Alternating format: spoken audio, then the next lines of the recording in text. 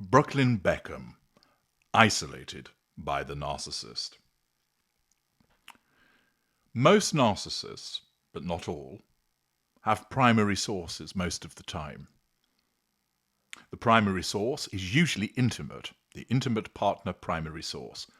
Sometimes they can be non-intimate, which is a family member or a friend. Usually, however, the vast majority of narcissists will have an intimate partner primary source, and lesser and mid-range narcissists are much more dependent upon them.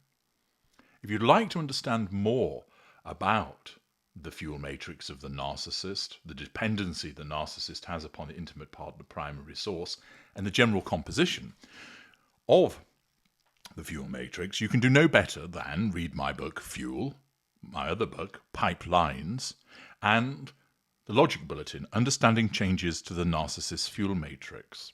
It's absolutely fascinating because it'll help you understand the way that the narcissist uses different people and where they fit within that hierarchy, but also what happens when things go wrong as well. So you will also, I should imagine, find some comfort from learning about the difficulties that the narcissist faces when there are disruptions to the pipelines of the fuel matrix. Why does the narcissist invariably want an intimate partner primary source? Well, quite simply, it makes life very easy for the narcissist. That one person provides the most fuel, character traits, and residual benefits, but also is deemed to be the easiest to control. So there could be somebody else in the fuel matrix who pumps out a lot of fuel, but they're problematic to control, so they don't become the primary source. Another individual may be really compliant, but their fuel isn't so good, and the residual benefits that come from them are not particularly copious, and therefore, again, they don't become that primary source. In essence, it's a little bit like you doing your food shopping. You go and do it mainly in one place, a huge supermarket, rather than going to 50 different independent stores. It's convenient. And by identifying an individual that provides the vast majority of the narcissist's fuel needs, their character traits and residual benefits, it means that that narcissist can then focus upon controlling one person. Look at it this way. Imagine you ran a business and your turnover was $10 million. And all of that turnover came from one organization. That meant that you would only have to look after the whims, needs, and desires of that one CEO from that one business that sends you all of that work. Of course, there are disadvantages to placing all of your eggs in one basket, but as a principle, it's a lot easier to look after that one person. And so all of your revenue comes from them. Imagine if you had to look after 20 different CEOs all contributing $500,000, your workload in effect has been multiplied up by 20 compared to just having one CEO to look after. And it's similar for the narcissist. This is why the vast majority of narcissists have primary sources most of or nearly all of the time. Accordingly, this special asset, you might think, is the individual that really ought to be looked after and protected. And to an extent, that's true when it's the golden period, when that individual is being seduced and installed as the intimate partner primary source. But because of the entitlement of the narcissist and the fact that the narcissist must come first, the intimate partner naturally finds themselves in the sustained devaluation, being abused. The narcissist doesn't yet let go of them because there's no disengagement trigger. And part of ensuring that the narcissist is able to access this intimate partner primary source as and when is required, the narcissist engages in isolating that individual. It means they are easier to control. It means that their fuel is going to be passed to the narcissist rather than going to other people. Those other people are probably not narcissists, but subconsciously in the world of the narcissist, if their spouse, boyfriend, girlfriend, partner is giving time and attention elsewhere, that's wasted fuel. The narcissist wants it coming to them. They want to ensure that they monopolize the time of that victim, that the victim looks to them that the victim is attending to them, catering to their needs and desires and their hopes. This means that as part of bringing that primary victim under control, the narcissist seeks to isolate that individual. The unaware narcissist doesn't think consciously, I must isolate them. It's just what they do as a consequence of their behavior.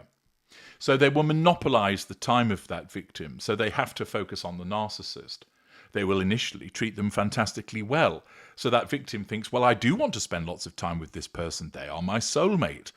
They make me feel like a king or queen. Why wouldn't I want to spend time with them?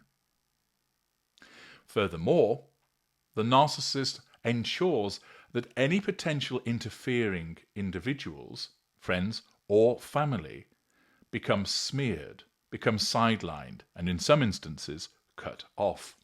And we're seeing a classic example of that by the behaviour of the narcissist Nicola Peltz and her treatment of her husband Brooklyn Beckham. Cody Bullin, writing for the Daily Mail, explains, Brooklyn Beckham and his wife Nicola Peltz have no contact with his celebrity pals from the United Kingdom after failing to invite them to their lavish vow renewal. You'll recall, in parts passim, I talked about their vow renewal, which took place after just 3 years. They said I do for a second time on August the 2nd in Westchester County in front of her family, with the Beckham clan nowhere in sight. They were not invited because they are deemed to be an interfering influence on Nicola Peltz's control of her husband. But it isn't just his family that he's been isolated from. Also absent from the event were former members of Brooklyn's entourage, including fellow Nepo babies, Rocco Ritchie, and Gordon Ramsay's brood, as well as Anne Gallagher. It appears Brooklyn isn't in contact with several of them anymore. They've been physically removed from him, or he from them, a little bit like how Prince Harry has been isolated from his friends by this one's wife. And it's also the case that he doesn't follow any of them on Instagram anymore. Thus, he has cut them off in terms of physically involving himself with them and also virtually. A source told the Sun newspaper it seems like a real shutdown. Brooklyn has no contact with friends from his former life in the United Kingdom. Rocco, Selena, the Ramsay kids, none of them have even liked the wedding pictures after Nicola posted, let alone commented to congratulate them. Things have gone very cold with his old friends. It's like the marriage to Nicola meant he started a whole new life with new people around him. It's really sad, but clearly people have sensed a shift in his life and priorities. Now, it's worth pointing out that when somebody has a serious relationship, and particularly when they become married, and then if they go on to have children, then in such circumstances, it's inevitably the case that you will see less of your friend. Similarly, if you have a relationship and you have a family, you have less time, but you'll still keep in contact. And with the advances in technology, it's easier to do so than ever before. But this is different. It's different for two reasons. One, there has been a clear wholesale isolation through there being no further contact, no physical involvement, no virtual involvement. And secondly, we know why this has happened because Brooklyn Beckham has been ensnared by a narcissist, and she has caused this isolation. Now, it's unlikely that Nicola Peltz has said to Brooklyn, although this can happen, you're not seeing your friends and I want you to unfollow them and block them on social media. Some narcissists will insist on that. But one imagines in relation to her that she'll have been somewhat more subtle. And she'd have made noises about, well, X came onto me, Brooklyn. No, don't make a scene about it, but perhaps if we distance ourselves from them. Or, such and such has been bitching about me. And Brooklyn, clearly besotted with his wife, very much under her control, goes along because he wants to demonstrate that he cares for her, that he loves her. And born out of this misplaced loyalty, he decides, well, if someone's going to say something about my wife, they're no longer a friend of mine, and he cuts them off. He doesn't confront the individual to ask them. Invariably, the narcissist says, no, I don't want you creating a scene. Because, of course, that's to prevent the narcissist being exposed for having perhaps told a lie in relation to what has been fed to Brooklyn Beckham. But undoubtedly, he hasn't just decided, I don't want to be friends with them any longer. Something has influenced him. And that influence is his wife. Because as a narcissist, she wants to ensure that Brooklyn Beckham, as that intimate partner primary source, is her sole captive, that she becomes his world, so that all of his emotion and attention and time is given to her, so that she can gorge on those prime aims from him, that there's no risk of his control being affected, her control rather over him being affected, by family saying she's no good for you, or friends pointing out she's a troublemate, you need to watch out. It may well be the case that some individuals have expressed concerns and therefore they've come up on the radar of Nicola Peltz and thus been painted black and are identified as threats to control. Or alternatively, she has simply sought to isolate them without there necessarily having been a threat to control. Just their simple presence amounts to a threat to control, that the narcissist doesn't want her husband having those links because it means that attention is taken away from her. This is a common dynamic, and I know that many of you listening have family members who've been ensnared by narcissists, and the result is that you are the ones that have been cut out of your sibling, parent's, son's life as a consequence of their ensnarement. I regularly advise people in consultation about what to do in such circumstances and how to get that family member back. And naturally, if that has happened to you, I'd recommend that you organise a consultation so that I may assist you.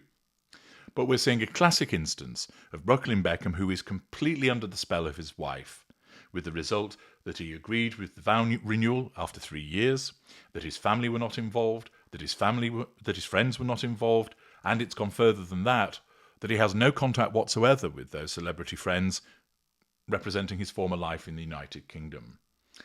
It means that he is drawn into the awful shared fantasy of his wife, allowing her control to be all the more complete.